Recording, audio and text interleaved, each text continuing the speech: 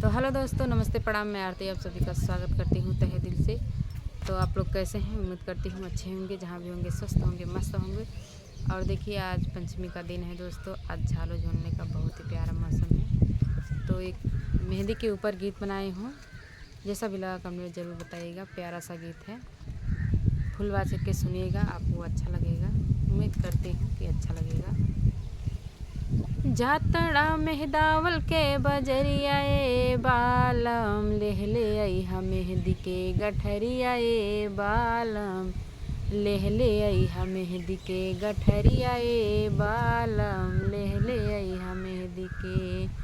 हे जातड़ा मेहदावल के बजरिया ए बालम, लेह ले अइहा मेहंदी के गठरिया ए बालम, लेह ले अइहा मेहंदी के गठरिया ए बालम, लेह ले अइहा मेहंदी के। काल्ह से शुरू होई पिया हो सवनवा, काल्ह से शुरू होई सैया हो सवनवा, ले अइहा चूड़ी जेह में रही नगीनवा, काल्ह से शुरू होई सैया हो सवनवा, ले अइहा चूड़ी जेह में रही नगीनवा।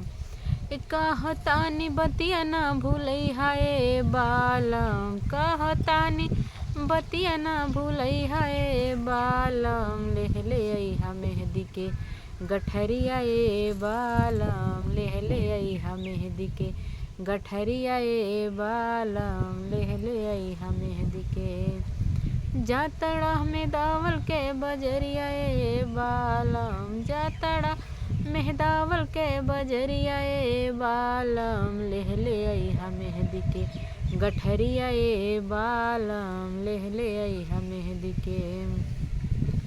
हर रंग चाही हो पिया, हर रंग चाही हमके पिया कान बाली, लाल रंग ले अइहा होठवा के लाली, हर रंग चाही हमके पिया कान बाली, ले अइहा लाल रंग होठवा के लाली, ले अइहा लाल रंग होठवा के लाली। बदली नाही हमरो रहनिया ए बालम, बदली नाही हमरो रहनिया ए बालम, लेह ले अइहा मेहंदी के गठरिया ए बालम, लेह ले अइहा मेहंदी के गठरिया ए बालम, लेह ले अइहा मेहंदी के।